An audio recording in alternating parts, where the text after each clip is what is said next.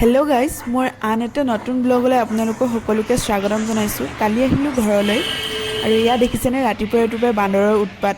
আমাৰ ইয়াত মানে ইমানেই বান্দৰ আছে আৰু ৰাতিপুৱা আমি এলাৰ্মৰ দৰকাৰেই নাই, বান্দৰৰ উৎপাতে আমি সাৰ পাই যাওঁ।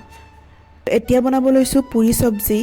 জীয়ৰী সময়ত ইমান দেৰিলৈকে শুইয়ে থাকোঁ, বিচনাৰ পৰা নুঠোৱে, মাহঁতে খাবলৈ উঠুৱায় আৰু এতিয়া নিজে সোনকালে শুই উঠি ৰাতিপুৱা চব কাম কৰিব লাগে।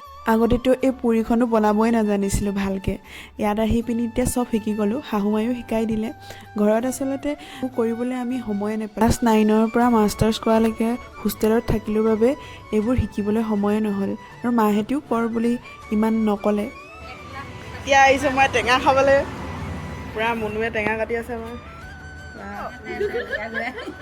কি হ'ল পূৰা একেবাৰে অঁ সেইকাৰণে মুখখন এইফালে ঘূৰাই দিছে নেকি?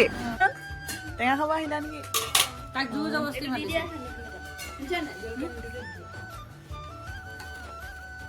কাক গ'লছ ন নে বেটা পোৱালি এই খাই আছে কথা কেলে এই নিমখ এইটো জলকীয়া ডবাটো আনি ঢাপকে ইয়াত পেলাই দিছে।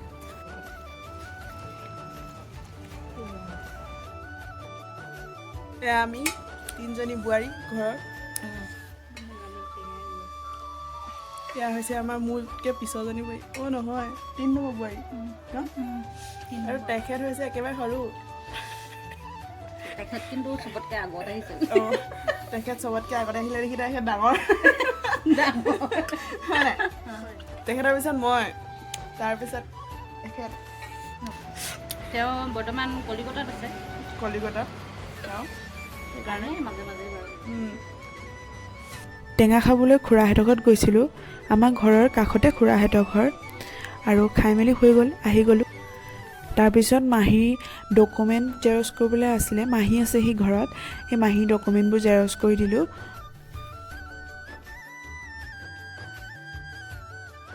A few moments later. এতিয়া ওলাই ল'লোঁ বিয়া খাবলৈ। ডিব্ৰুগড়ত বিয়া খাব যাওঁ মই, মোৰ হাজবেণ্ড আৰু শহু দেউতা যাওঁ। শহু দেউতাৰ লগৰ এজনৰ পুতেকৰ বিয়া আছে আৰু আমাৰ লগত আমাৰ খুৰীও যাব, মাহঁতি নাযায় আজি। এয়া আমি ওলাই ল'লোঁ যাবলৈ, ৰেডি হৈ ল'লোঁ। মোক দেখিবলৈ কেনেকুৱা লাগিছে কমেণ্ট কৰি জনাবচোন। আৰু ইমান মই মেকআপ কৰিবই নাজানো, সেইবাবে একো মেকআপে নাই কৰা। দাদা অঁ ময়ো যাওঁ।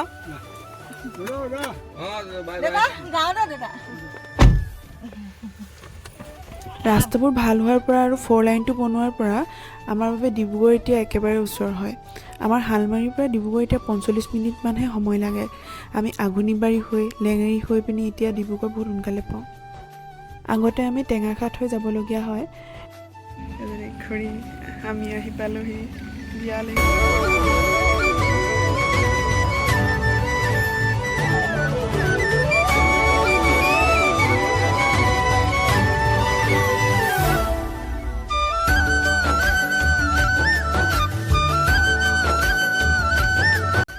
বিয়া খাই এতিয়া গৈ আছোঁ ঘৰলৈ আৰু ৰাস্তাতে বগৰী পালে, বগৰীও আমি লৈ ল'লোঁ। তাৰপিছত এটা ৰাস্তাতে খায়ো ল'লোঁ।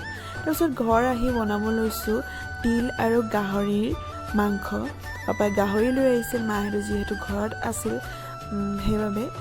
কেনেকৈ তিলৰ লগত গাহৰি বনাম ৰেচিপিটো মই শ্বৰ্টছত দিম, আপোনালোকে চাব নাপাহৰিব কিন্তু। তাৰপিছত আমি এতিয়া যাব ওলাইছোঁ হাজবেণ্ড আৰু মই আমাৰ ওচৰৰে বা এজনী ঘৰলৈ। ধমনত আছে বা ঘৰ, বাৰ বিয়া আছে, সেইবাবে যাব ওলাইছোঁ। আৰু আজিলৈ ইমানেই আছিলে।